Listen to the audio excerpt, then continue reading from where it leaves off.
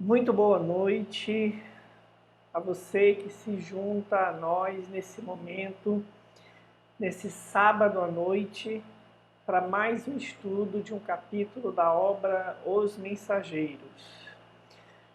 Hoje nós vamos estudar, analisarmos o capítulo 44, intitulado Assistência.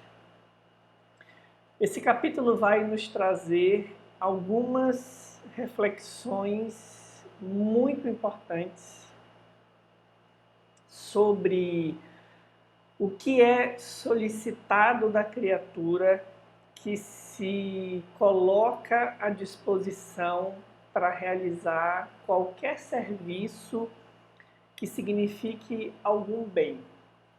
Não somente considerado o cenário de voluntariado, né, seja na casa espírita ou em qualquer outra instituição, mas por que não também o trabalho profissional, o trabalho familiar e todos os gêneros de tarefa que nós podemos nos vincular. No segundo momento, ele vai nos trazer a questão da importância da religiosidade para a educação do homem, que para o Espiritismo é um espírito imortal. Como que a religiosidade afeta positivamente a caminhada do ser que se coloca em uma encarnação, em um intervalo de uma encarnação, para realizar aí uma etapa do seu progresso espiritual. Então são dois aspectos muito importantes que nós vamos poder analisar a partir de agora. E aí, alcançando o capítulo 44, eu gosto sempre de repetir, talvez até me fazendo um pouco cansativo, às vezes repetitivo, mas o quanto que o estudo sério, prolongado, sistemático, como nos desenha Kardec quando vai nos falar do estudo do Espiritismo, o quanto que esse estudo ele significa um alicerce de segurança na caminhada do espírito. Mesmo aqueles que já têm um bom tempo na doutrina espírita, que já estudaram bastante, que têm os conceitos aí guardados na sua cabeça, precisam estar sempre vinculados a um estudo mais aprofundado. Porque nós vivemos situações muito diversas ao longo de uma existência. Situações de caráter familiar, profissional, de saúde, financeira, desafios afetivos. E quando nós estamos estudando uma obra, é como se nós pudéssemos lembrar mais seguramente do nosso compromisso de melhoria e termos mais recursos específicos à mão para aplicarmos quando estamos ali diante dos desafios. Por que eu falei recursos específicos? Porque aquele que conhece o Espiritismo e o Evangelho tem sempre muitos recursos. Mas o recurso específico, estudado, aprofundado em um determinado ponto, às vezes é o que vai ser a nossa salvaguarda para administrarmos uma situação desafiadora muito mais positivamente do que se não tivéssemos acesso a essa informação. Então, quero aqui registrar a minha gratidão a Deus, ao Conhecendo o Espiritismo, a você que tem nos acompanhado, chegando aqui quase a 90% da obra estudada, né? Que tem nos entregado assim, muita experiência, muita riqueza de olhar para as nossas situações. Então vamos lá partir para o capítulo 44, intitulado Assistência, que é nada mais que a continuidade do trabalho realizado na casa de Dona Isabel, onde nós temos ali uma preleção evangélica, um estudo dos evangelhos, e aí os espíritos se utilizam daquela atmosfera positiva, daquela psicosfera de disciplina e amorosidade para transformar a casa de Dona Isabel num posto de socorro aos espíritos.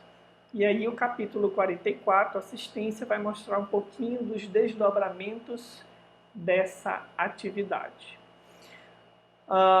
Aniceto convida André Luiz para realizar um trabalho de passes, aplicação de passes, que é a transferência da energia magnética, espírito a espírito, da energia salutar, aplicação de passes nos espíritos em perturbação que foram trazidos para serem atendidos na casa de Dona Isabel. E aí André Luiz se sente um pouco inseguro, não sabe se deve ou não colaborar nessa atividade, né? O trabalho que ele realizou até então foi o trabalho lá nas câmaras de retificação. Então ele coloca essa insegurança para Aniceto. Aniceto faz toda uma fala e dentro dessa fala ele diz assim: bastam o sincero propósito de cooperação e a noção de responsabilidade para que sejamos iniciados com êxito em qualquer trabalho novo. Dois elementos são muito importantes aqui. Propósito de cooperação, que nada mais é que a boa vontade.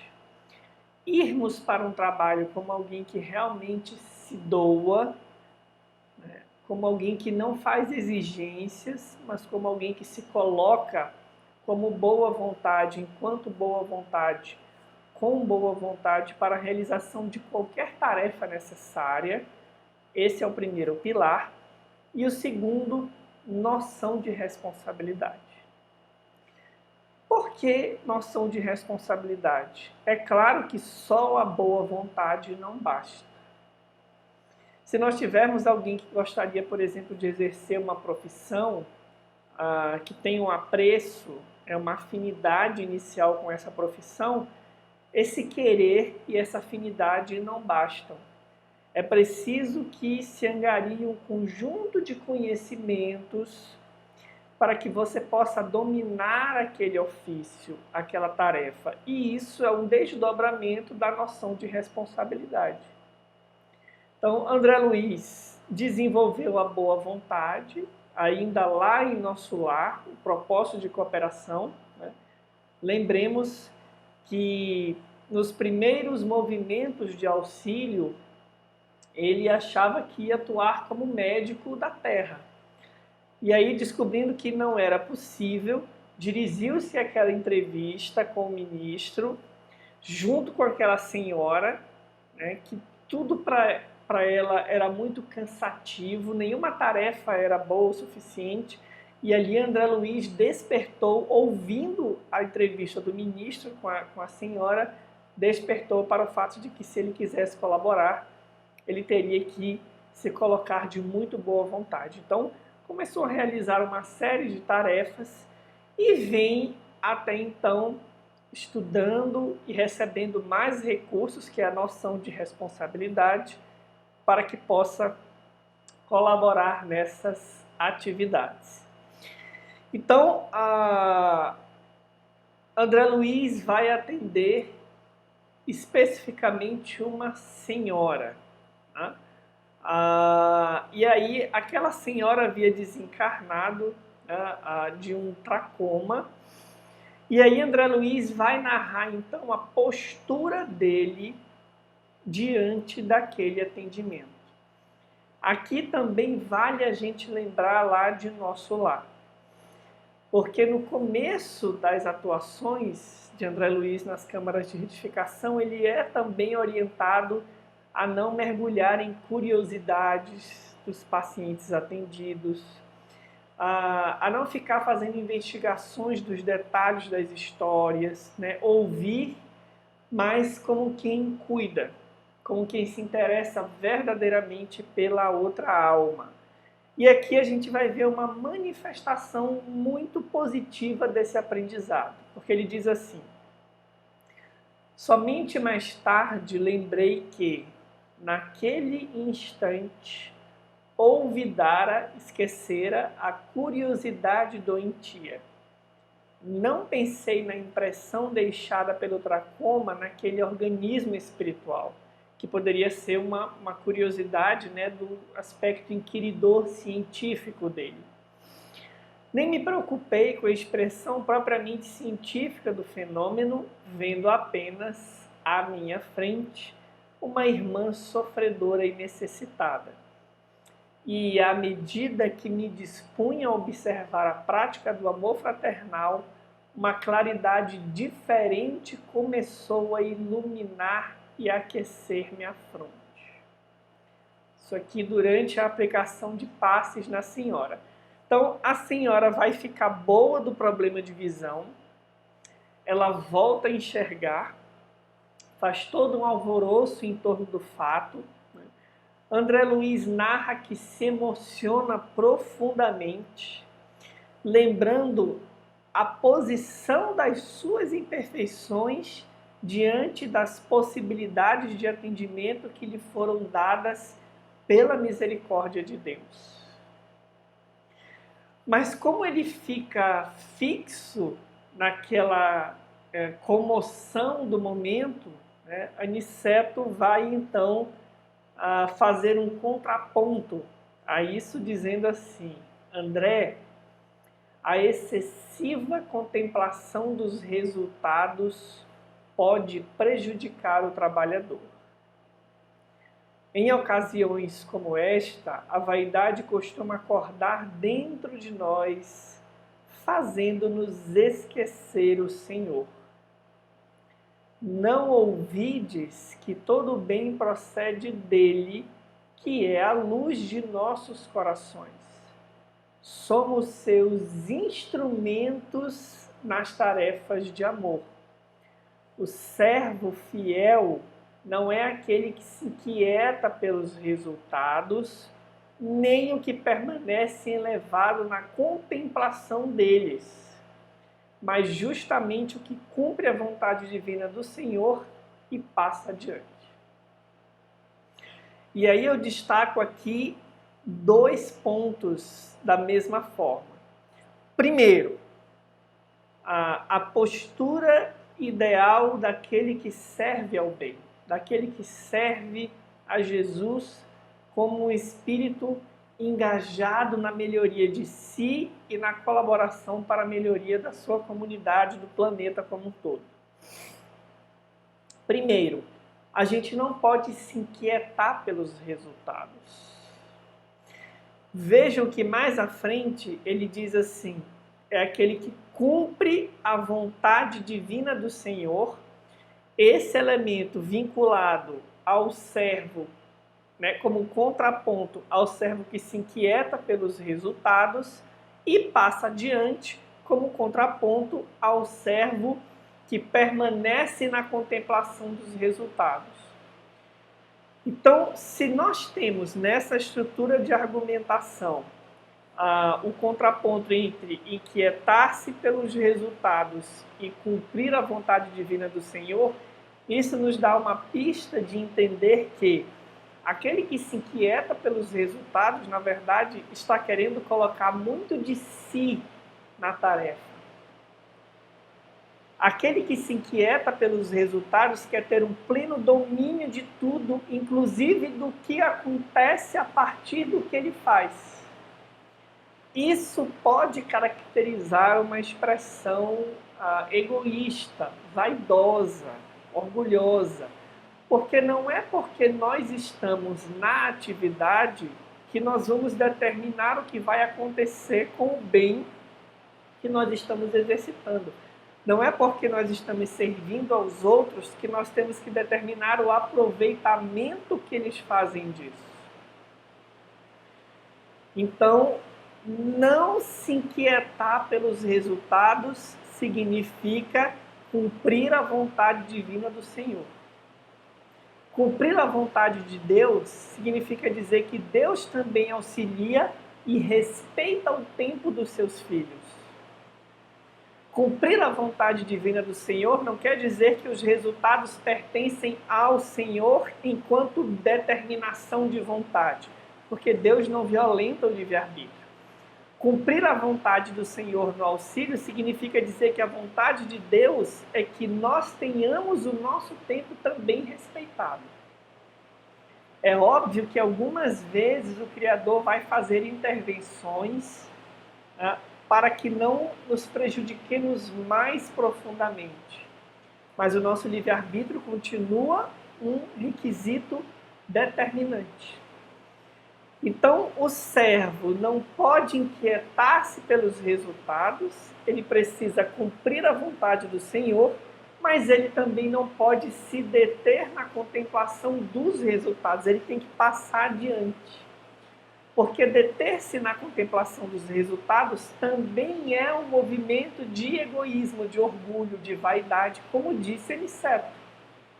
Servir e passar adiante, servir e passar adiante. É uma disciplina do coração e da mente que entende que os recursos que ele se utiliza são sempre muito mais da parte de Deus, pela misericórdia divina, consideradas as nossas profundas imperfeições, do que de si mesmo. Então essa postura, ela nos ajuda a procurar sempre mais serviço e dedicar os resultados a Deus, que dá a maioria dos recursos que nós necessitamos. Então, esses dois pontos são muito importantes nessa argumentação aqui de Aniceto, né? Já fica, então, 4 pontos importantes para a gente refletir. Lá do comecinho do capítulo, as recomendações de Aniceto de boa vontade e responsabilidade na tarefa, colocar-se, mas buscar os requisitos e, estando na tarefa, não se inquietar pelo resultado, nem se deter na contemplação dos mesmos. Seguindo, então,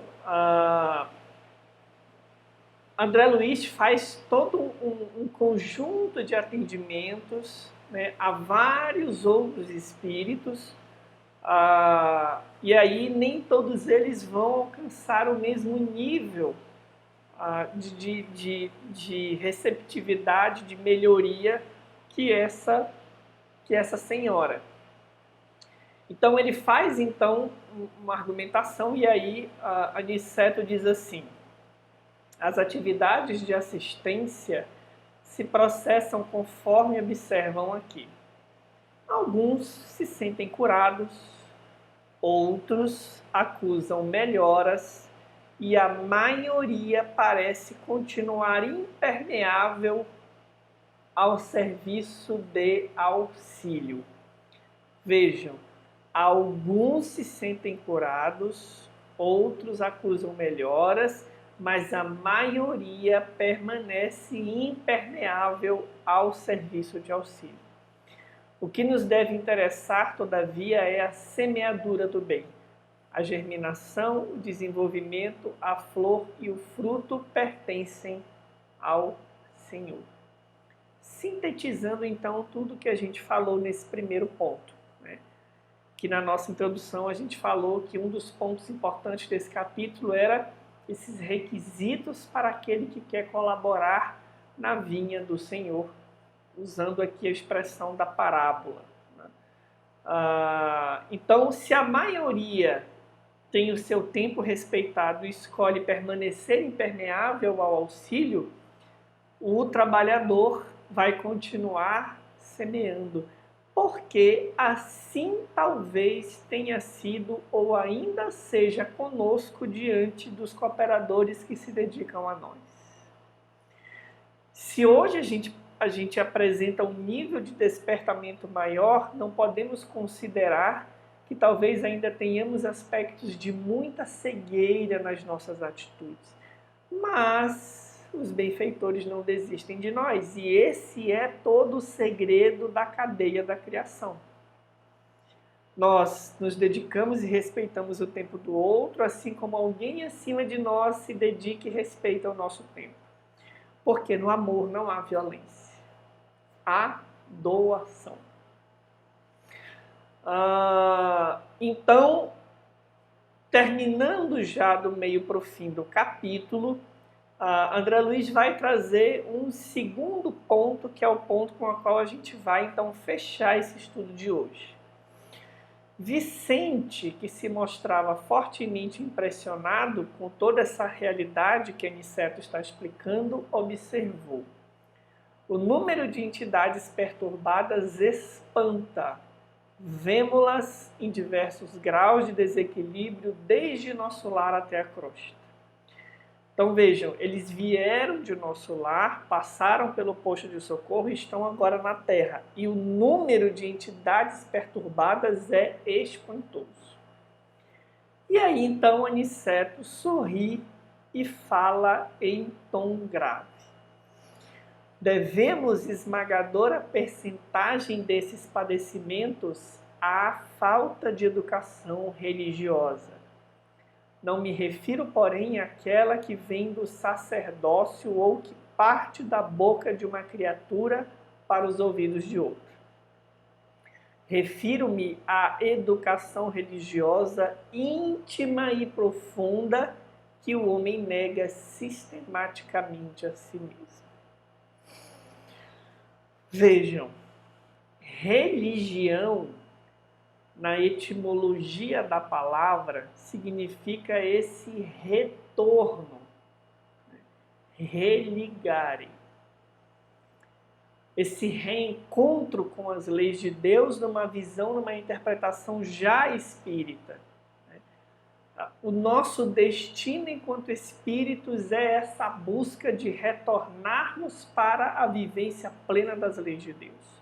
Fomos criados por Ele, recebemos o livre-arbítrio como uma das manifestações do espírito inteligente.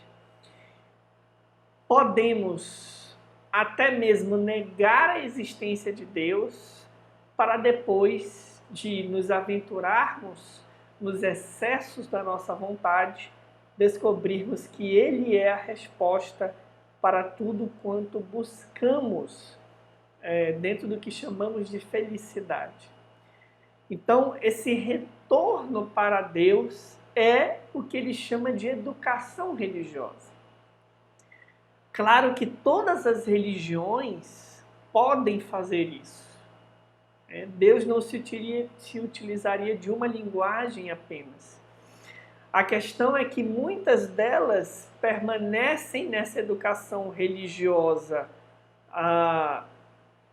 de decoração de trechos, de receituários, ou dessa educação que é transferida ao outro, em que o outro não assume uma responsabilidade diante da sua própria autoeducação.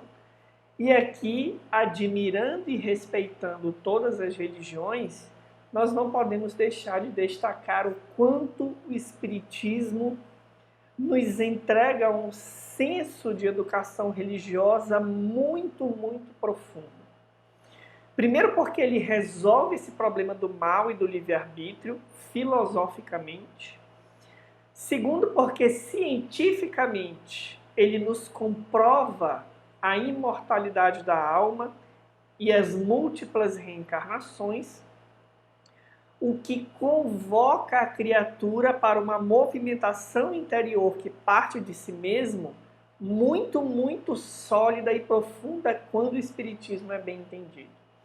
Nós não vamos nos educar porque nós temos que decorar um conjunto de textos, porque a gente tem medo de ir para lá ou para acolá depois da desencarnação, depois da morte, mas porque nós sabemos que retornarmos para os braços de Deus na vivência das suas leis é não só o movimento do sentimento, né, educado positivamente, mas da inteligência iluminada pela proposta das leis de Deus, que existem para o equilíbrio de todos aqueles que a elas estão vinculados, significando as posições de desequilíbrio, o afastamento dessas leis.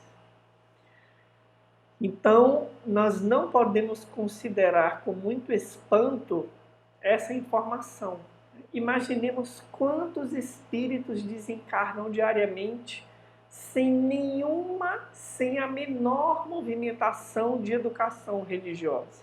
Ainda que filiados a uma determinada escola religiosa, desencarnam sem a menor estruturação de um movimento autoeducativo, negando a si mesmos essa necessidade íntima e profunda para despertarem após a morte como paralíticos, cegos do espírito. Então, o trabalho que o Espiritismo realiza é de importância fundamental. Que todos nós que estamos aqui estudando, que já temos um conhecimento pequenino, possamos colaborar para que esse movimento de educação religiosa mais profundo, de autoeducação assumida, possa se espalhar cada vez mais, reduzindo assim a quantidade de espíritos que desencarnam em profundo sofrimento. Então, esses são os 2 pontos do nosso estudo de hoje. Levemos para refletir, levemos para construirmos dias melhores nessa semana e que aonde quer que estejamos, lembremos um pouquinho dessas informações, iluminando a nossa caminhada nessa semana que se inicia. Um abraço a todos, nos vemos na próxima semana com mais um estudo. Deixem aí os comentários, as solicitações de aprofundamento de algum aspecto que a gente viu, as dúvidas. Fiquemos com Deus e até lá.